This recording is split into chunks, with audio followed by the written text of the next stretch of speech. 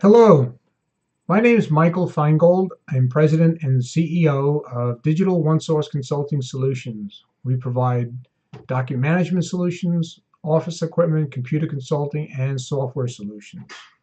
Today's video is something that I find a lot of people struggle with, and I thought I'd be able to help out anyone who's looking to learn how to do mail merge with Microsoft Excel with Microsoft Word. These are the two most common programs probably on everybody's computer, and I found that very few people know how to do it. So if you're struggling to learn how to take mailing lists and automatically insert fields into a Word document, well, this tutorial is for you. Stay tuned. We'll go through it in a very simple fashion. It's going to be a basic mail merge document, but once you've watched this video, I'm 100% certain that you're going to be able to do it very easily. So without further ado, let's get right into it.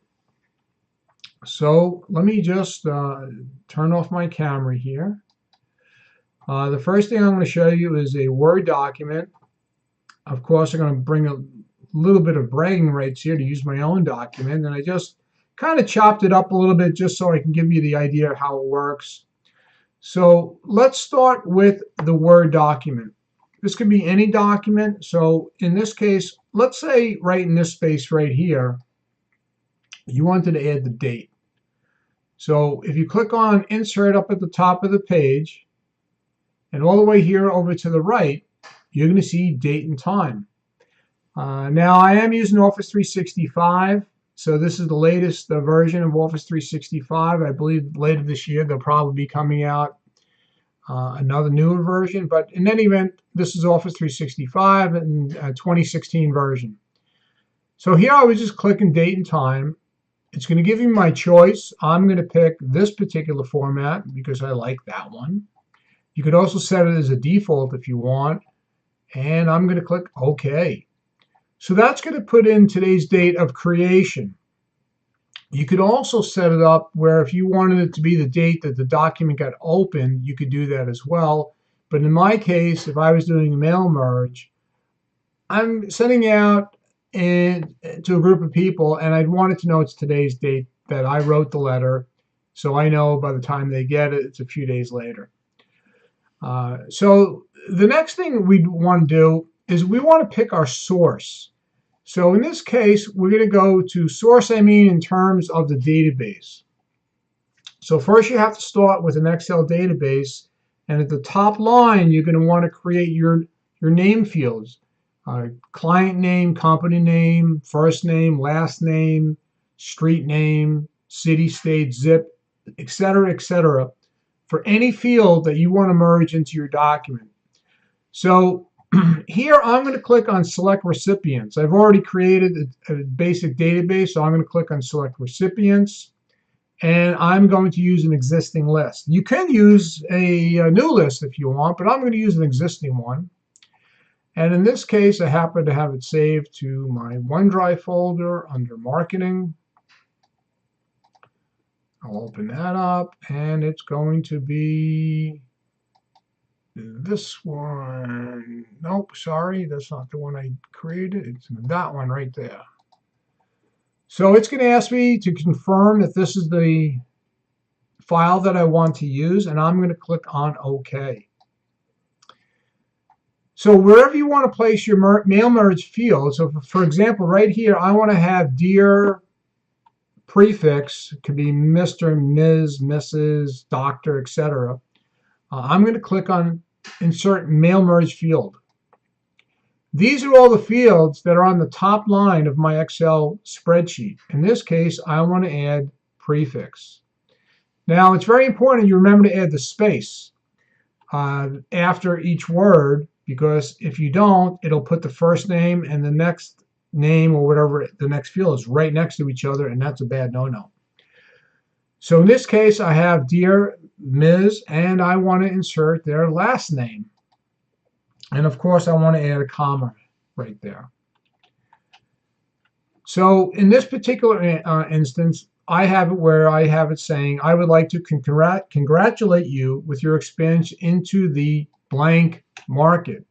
So in this case, I want to again add the insert merge field, and I'm going to click on new target market. Again, make sure you put a space in after the merge field. And you can do this anywhere you want in the document.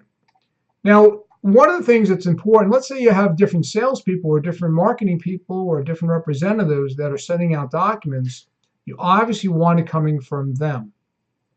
So if you have a master database or each rep has their own database, this is how you would do it. So for example, let's say I want to insert their name right here. So I'm going to click on Insert Merge Field, and I'm going to put your company representative right here. Of course, they may have different phone extensions if they have direct inbound dialing phone numbers, or they have transferred to their cell phone, whatever field you might want to use. So let's say I want to insert their phone extension. I can put that right there. And let's say I also want the cell phone number there. So I can click Insert Field, cell number, and any other thing that I want to add. Is there anything else we might want to add? Oh, it could be product interest. It could be whatever it is that pertains to this particular letter. All right, so right now I'm going to review my document. I got my date in there, my first name, my prefix, my last name, the part of the document that I'm targeting. I have their rep's name, their phone extension, and their cell phone number. Now that we're done, we want to click on Finish and Merge. In my particular case, I always like to look at the edit individual documents. I want to make sure that the merge is correct. So if you do that, you can click on Edit Individual Records. You can look at all of them, the current record, or from 1 to 5. Let's say, for example, now I wouldn't do this for a very large database. In this case, it's only a sample. It's got maybe 10 records. So I'm going to say, let's look at them all. So as you can see, it took Dear Mr. Joan, expansion into the Manhattan market. Here it added Stephen Wilson, his extension, and his cell phone number. From there, now you can just hit the print button. And that's pretty much how it's done. Now, if you want to see the Excel spreadsheet, that's a pretty simple thing to create or import.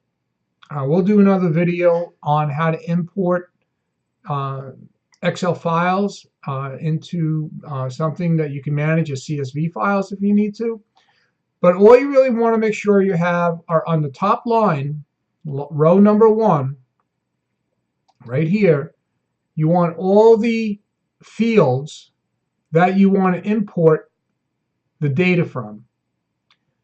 So once you've created the document and you say Insert Merge Field, these are the ones that you're going to click on. So that's it for that part of Microsoft Word.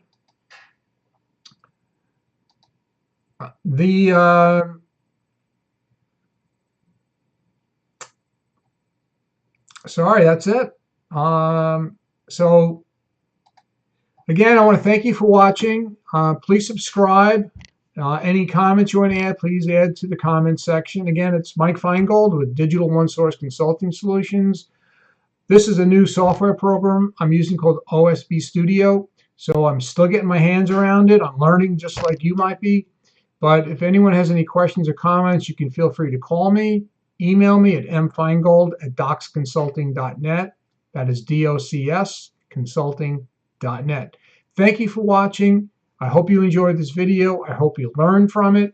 And if there's anything else that we can do to help you, please comment. Have a great day now. Thank you very much.